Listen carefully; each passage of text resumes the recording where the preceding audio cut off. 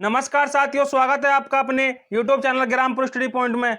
आज इसमें चक्रवृद्धि ब्याज के महत्वपूर्ण क्वेश्चन करेंगे। क्वेश्चन पर जाने से पहले आपको बता दूं कि आप इस चैनल पर नए हैं तो चैनल को सब्सक्राइब करें और बेल घंटे को दबाएं, जिससे कि आपको सबसे पहले हमारी वीडियो मिल सके।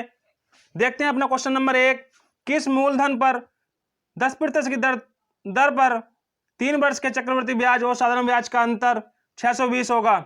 अब देखो, 3 वर्ष का चक्रवृद्धि ब्याज और साधारण ब्याज का अंतर दे रखा है उन्होंने कितना, 620 रुपए, और दर दे रखी है हमें कितनी, 10%। और हमें क्या निकालना है, मूलधन निकालना है। देखो, इस टाइप के क्वेश्चन के लिए क्या करना है, कुछ नहीं करना है, एक फॉर्मूला याद करना है आपको, और बहुत ही गुणा भाग करने के बाद में तुरंत आपको आंसर मिल जाएगा।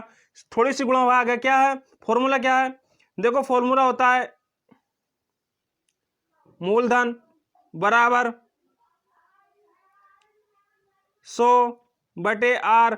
अब ये तो पढ़ा था आप लोगों ने 2 वर्ष के लिए, गुणा में क्या होता है, ब्याज का अंतर, ये था। इसके आगे क्या करेंगे, गुणा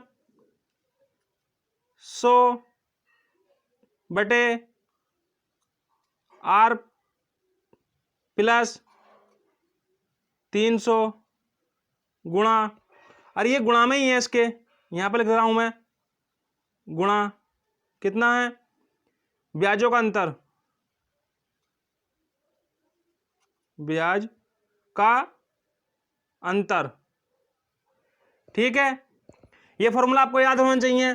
क्या है, मूलधन बराबर होता है क्या, 100/r का होल स्क्वायर गुणा 100/r प्लस 300 गुणा में ब्याजों का अंतर, चक्रवृद्धि ब्याज और साधारण ब्याज का जो अंतर होगा वो गुणा में लिखेंगे। ठीक है, आते हैं अपने क्वेश्चन पे। क्वेश्चन देखो क्या बोला इसमें, 10% की दर पे हमें क्या निकालना है, मूलधन निकालना है, मूलधन निकालना है, हमें मूलधन निकालना है, बराबर क्या है 10%। क्या फॉर्मूला हमारा, 100/r। 10% जो रखा, मैं केवल अंक लिखेंगे, 10% रखा ना तो केवल 10 लिखेंगे हम, बटे 10, r होता है ना बटे, और इसका होल स्क्वायर गुणा क्या है 100/r, r कितना अपना 10 प्लस 300 गुणा में अंतर कितना रखा, 620, 600 यहां पे लिख रहा हूं मैं 620। ठीक है, अब देखो एक जीरो से एक जीरो कट जाएगा, ये फिर 10 का होल स्क्वायर बचेगा, 100 हो जाएगा। मैं यहां पे लिख दूंगा कितना हो गया, ये 100 गुणा 100/310 हो जाएगा, 100/310 गुणा 620, 620 क्लियर। एक जीरो से ये जीरो कट गया, 31 दूनी कितने होते हैं, 62, 2 बार से लगाया। अब 4 जीरो हैं, बराबर कितना आ गया हमारा, 2 ये है और 4 जीरो ये, कितना हो गया 20,000। ऑप्शन नंबर कौन ठीक हो जाएगा हमारा, देखो ये 2,000 है, ये 20,000, option number B, option number B हमारा सही हो जाएगा। आगे बढ़ते हैं, अगला क्वेश्चन देखते हैं अपना, क्वेश्चन नंबर 2। किस धन पर 5% वार्षिक दर से 3 वर्ष पर प्राप्त साधारण ब्याज और चक्रवृद्धि ब्याज के बीच का अंतर 61 है, वह धनराशि ज्ञात करें।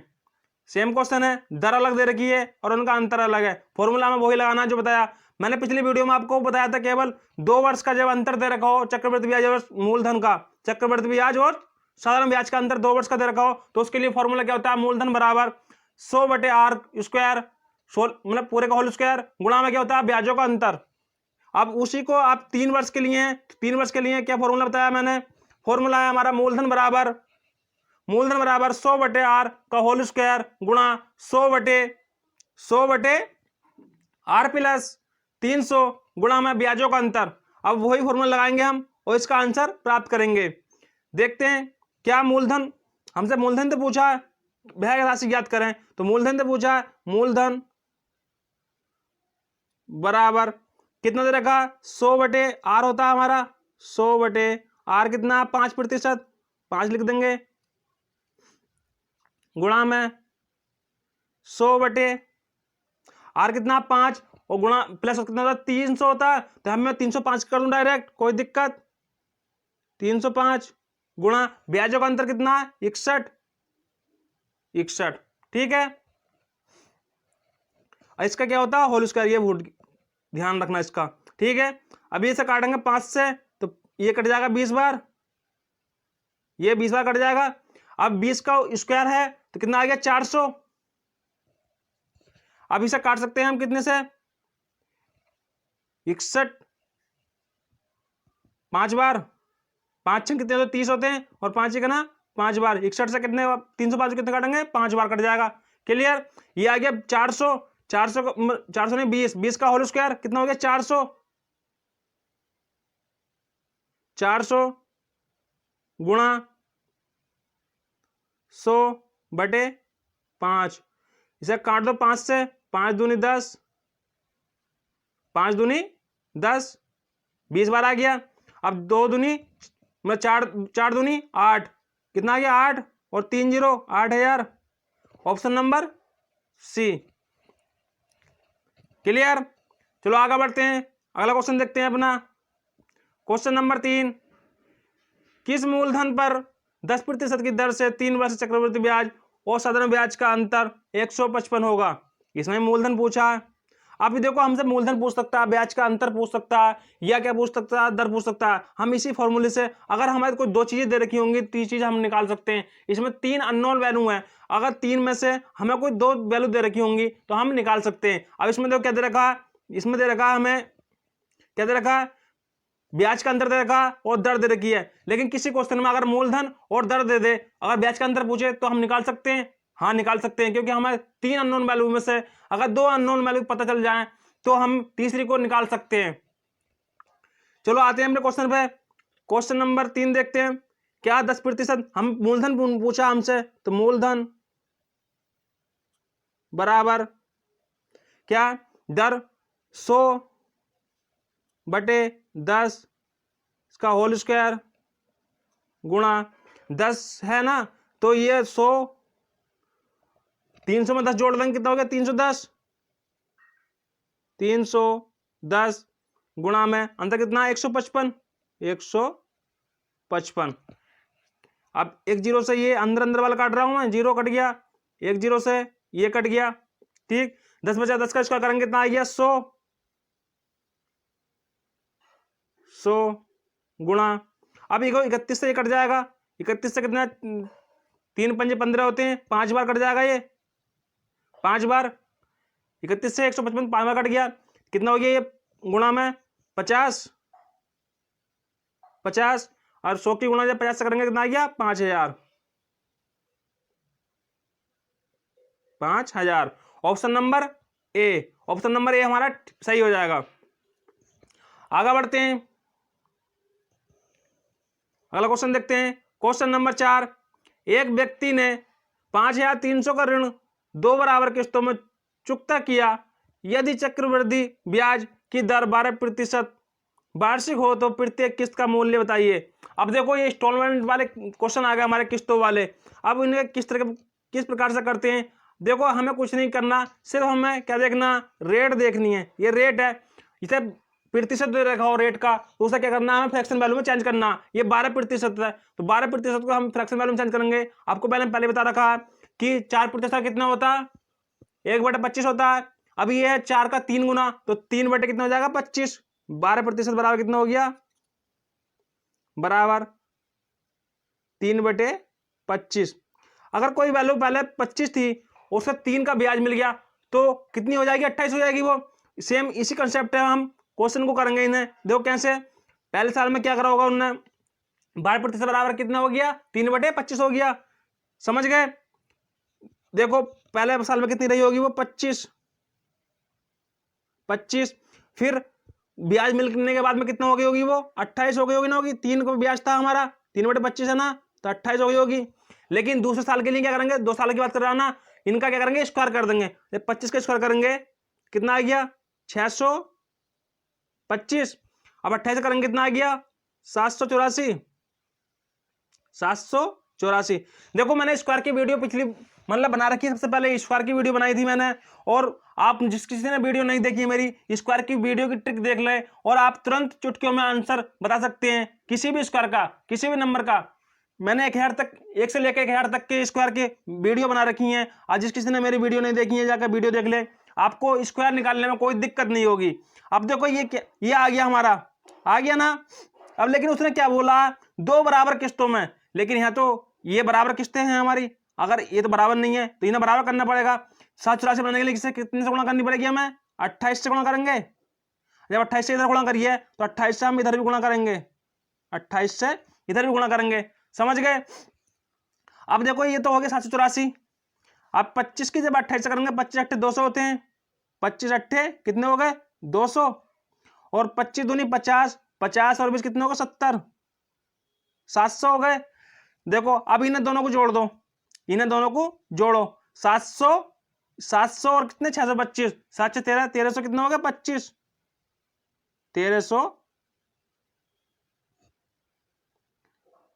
1325, 1325 हो गए।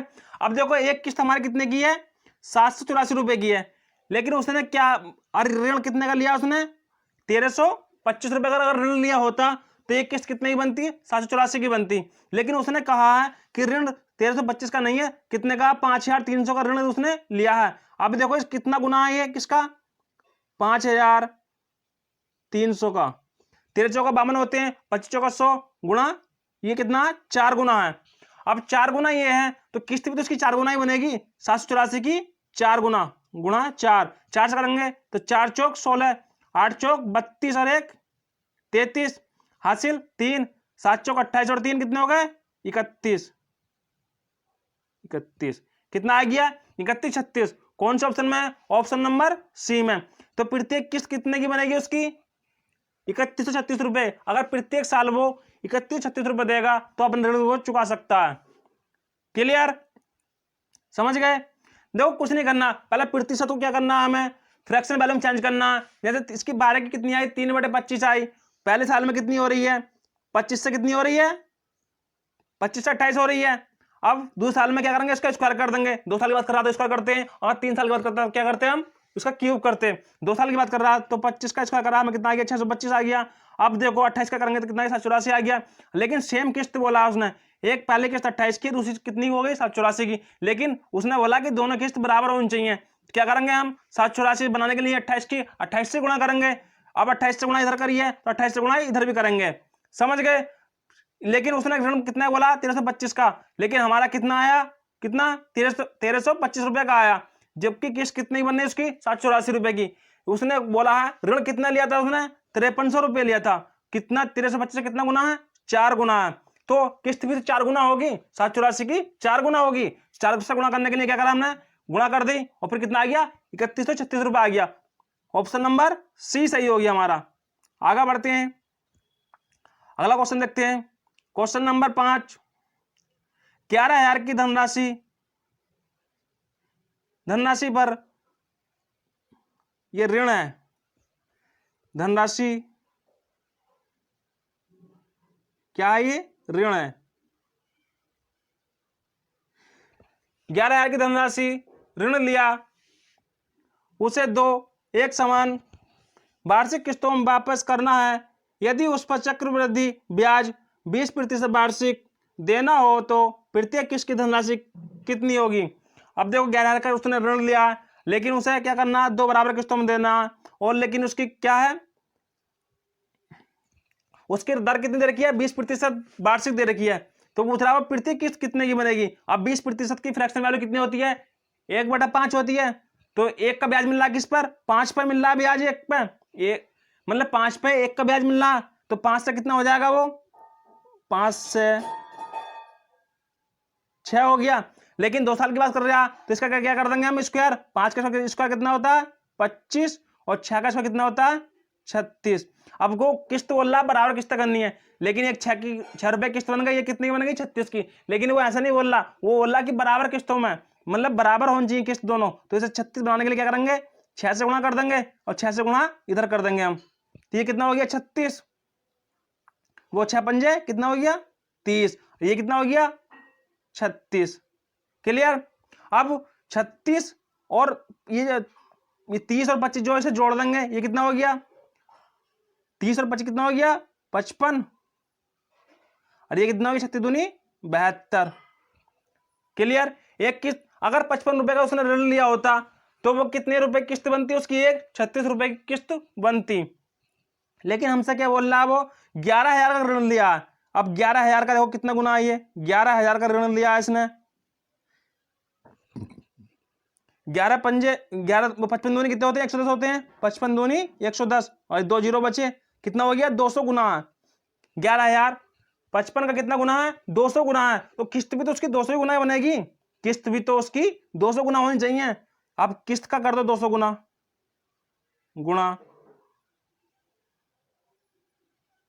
200, तो 36 दूनी कितने हो गए 72, 36 दूनी 72 और 2 जीरो, ये लग गया, कितना आ गया 7,200 रुपए। 7 अगर 11,000 का उसने ऋण लिया है, अगर 7,200 रुपए प्रत्येक साल जमा करता हो तो दोनों साल में आराम से अपना ऋण चुका सकता है। कितने किस्त बन गई उसकी 7200 रुपए की। ऑप्शन नंबर कौन सी हो जाएगा हमारा, option number C, option number C सही हो जाएगा। कौन सा ऑप्शन नंबर सही हो जाएगा हमारा, ऑप्शन नंबर सी। क्लियर, चलो आगे बढ़ते हैं, अगला क्वेश्चन देखते हैं। क्वेश्चन नंबर 6, उधार ली गई कोई राशि 5% प्रति वर्ष की चक्रवृद्धि ब्याज के साथ 882 की 2 बराबर वार्षिक किस्तों में लौटा दी गई उधार ली गई राशि थी। इसमें सेम मूलधन ही पूछा हमसे, मतलब उधार ली गई राशि। अब क्या पूछा, क्या है इसमें, जो उधार ली गई राशि वो कितनी थी। अब हमें क्या दे दिया, चक्रवृद्धि ब्याज के साथ प्रत्येक किस्त कितने में दे दी इसने, 882 रुपए में, मतलब एक किस्त वो कितनी बन गई उसकी 882 रुपए किस्त बन गई, और 2 बराबर किस्तों में क्या कर रहा है वो लौटा रहा है। तो पूछ रहा है वो उधार ली गई राशि कितनी थी, अदर कितनी दर की है 5%। 5% का फ्रैक्शन वैल्यू क्या हो गई 1/20, मतलब 20 से कितनी हो रही होगी 21, 20 से कितनी हो गई 21। क्लियर, अब इसका कर देंगे दूसरे साल के लिए, क्या करेंगे इसका कर देंगे, ये हो गया 400, 21 इसका कितना हो गया 441। अब देखो बराबर किस्तें हैं, एक तो इसे क्या करना पड़ेगा, बराबर करना पड़ेगा, 21 को 21 से गुणा करेंगे तभी तो 443 बनेगा, इधर भी 21 से गुणा कर देंगे। अब 21 दूनी कितने होगा 42, 21 दूनी 42, 1 जीरो, ये 420 हो गया। अब 420 और 400 कितना हो गया 820 हो गया। क्लियर, लेकिन यहां पे कितना हो गया 882, 441 ऊपर है 441 नीचे है, तो कितना हो गया 882। अब वो प्रत्येक किस्त कितनी बता रहा, 882 रुपए की प्रत्येक किस्त बता रहा, लेकिन क्वेश्चन में हमारे अगर 820 रुपए उसने उधार लिए होते तो किस्त कितने की बननी थी 441 रुपए की बननी थी, लेकिन उसने क्या बोला 882 रुपए की किस्त है उसकी, 882 की 882 की किस्त है, तो कितना गुना इसका 2 गुना। क्लियर, तो उसने उधार जो लिया होगा वो भी 2 गुना होगा। अब इसका कर दो 2 गुना, किसका 820 का 2 गुना करेंगे कितना हो गया 8 दूनी 16, 1640, 1640 उसने उधार लिया होगा, तब प्रत्येक किस्त कितने की बनेगी 882 रुपए की बनेगी। कौन सा ऑप्शन ठीक हो जाएगा हमारा, ऑप्शन नंबर सी।